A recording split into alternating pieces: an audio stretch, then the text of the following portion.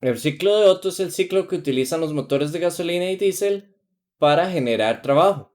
En este proceso, comenzando desde el punto A, cuando ya la mezcla de combustible está en el pistón, este se comprime adiabáticamente. Eso es porque no hay transferencia de calor, o al menos no hay suficiente tiempo para que eso suceda.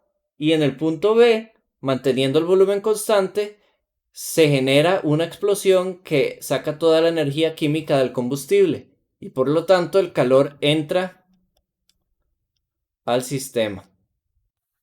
Del punto C al punto D es después de que ya el gas ocurrió la explosión, se deja expandir libremente, ¿verdad? Vean que el volumen está aumentando y después los gases se expulsan manteniendo el mismo volumen, pero y regresando al punto inicial. En este momento de expulsión de gases, pues el sistema bota calor.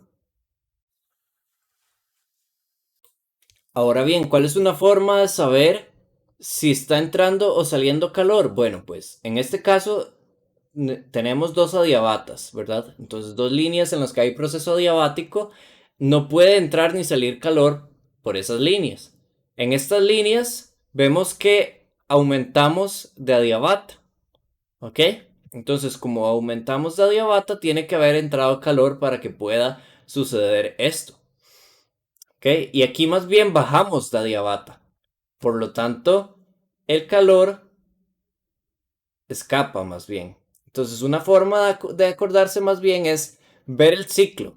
Si el ciclo se mueve aproximadamente en esta dirección, significa que está aumentando de adiabata y por lo tanto está recibiendo calor. Si más bien el ciclo se mueve en esta dirección, que sería básicamente hacia abajo o hacia la izquierda, como lo está haciendo esta otra flecha, pues más bien se expulsa calor.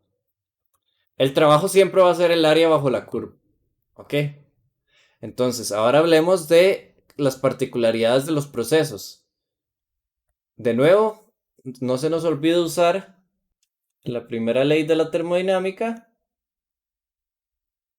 Cuando el proceso es adiabático, tenemos que el calor es cero, entonces el cambio en energía interna es igual al trabajo. Cuando el proceso es isocórico, esa es otra forma de llamarle a volumen constante, pues no hay trabajo, entonces el cambio en energía es igual al calor que se recibe. Entonces, estas fórmulas nos pueden ayudar a calcular cuánto es el calor recibido y el calor expulsado. Porque recuerden que si conocemos el calor recibido y el calor expulsado, podemos también calcular el trabajo, que sería el calor recibido menos el expulsado.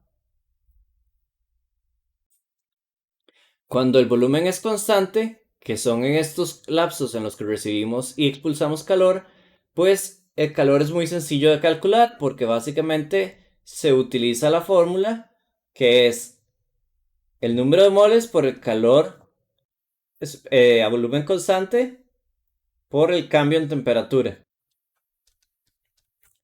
Que para el caso de el calor recibido sería la temperatura B y la temperatura C. Entonces sería N por CV, temperatura C menos temperatura B. Y para el caso del calor expulsado es similar, nada más que sería la temperatura final es A y la temperatura inicial es D. Algo importante es que la temperatura A es más baja que la temperatura D. Por lo tanto, este término es negativo. Y la temperatura C es mayor que la temperatura B, entonces este término es positivo, que tiene sentido porque esto es calor recibido, entonces debería ser positivo, y esto es calor expulsado, entonces debería ser negativo. Por eso es que se usa el valor absoluto en la fórmula. ¿Ok? Entonces, cuando yo quiero calcular la eficiencia, sería 1 menos el valor absoluto de el frío entre el caliente. ¿Ok? Y como ya sabemos ese pequeño dato de que esto va a dar negativo porque la temperatura D es mayor que la temperatura A, entonces vamos a cambiar el orden de las temperaturas para quitar el valor absoluto y esta sí se queda igual. También el N por CV se cancelan y me queda nada más esto escrito de esta manera. Pero esto se puede simplificar aún más, porque yo puedo relacionar el punto C con el punto D y el punto B con el punto A gracias a la condición adiabática. Lo vamos a hacer que sería la temperatura en C por el volumen en C, que es el volumen 2, a la gamma menos 1, es igual a la temperatura en D por el volumen en D, que es el volumen 1, a la gamma menos 1. Y la temperatura en B por el volumen 2 a la gamma menos 1 es igual a la temperatura en A por el volumen en A, que es volumen 1 a la gamma menos 1. ¿Ok? Ahora veamos que yo tengo el D relacionado con el A y el C relacionado con el B. De aquí despejo la temperatura D, ¿verdad? Porque la tengo aquí arriba, en términos de la temperatura C, que sería V2 entre V1 a la gamma menos 1 por la temperatura C. Y de manera análoga, para la temperatura A, que es la que está aquí arriba, volumen 2 entre volumen 1 a la gamma menos 1 por TB. Sustituyendo esto, vamos a tener 1 menos V2 entre V1 a la gamma menos 1 por TC menos V2 entre V1 a la gamma menos 1 por TB entre TC menos TB. Simplificando eso, ¿verdad? Vemos que TC menos TB es factor común y me queda 1 menos V2 entre V1 a la gamma menos 1, o escrito de otra manera, 1 entre V1 entre V2 a la gamma menos 1. ¿Por qué se escribe de esta manera? Porque V1 es el volumen más grande, ¿verdad? Entonces esto sería la tasa de compresión. ¿Cuántas veces se comprime el gas comparado con el estado inicial? Entonces esta sería la eficiencia del motor de Otto. Para varios ciclos tenemos diferentes procesos. Esos son los procesos más comunes. Hay más procesos que estos, ¿verdad? Pero estos son los que son más comunes. El isocórico, que es cuando el volumen se mantiene constante. El isobárico, que es cuando la presión se mantiene constante. El isotérmico, que es cuando la temperatura se mantiene constante. Y el adiabático, que es cuando no hay transferencia de calor. Y pues estas cantidades son las que se mantienen constantes.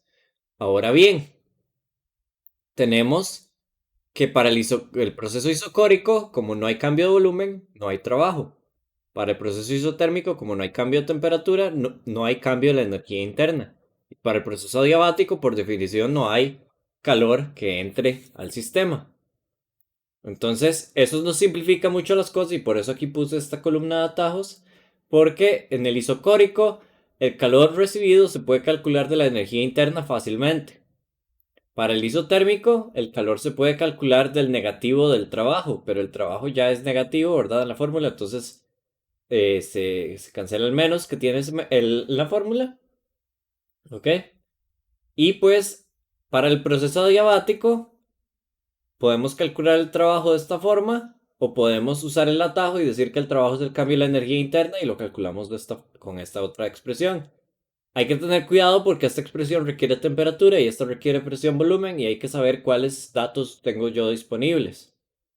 La otra cuestión importante es que aquí esta expresión es para el trabajo realizado sobre el gas, o sea, la energía que pierde el gas al hacer trabajo, ¿verdad? Entonces el menos lo tiene incorporado. ¿Ok? Y para el proceso isobárico ninguna es cero.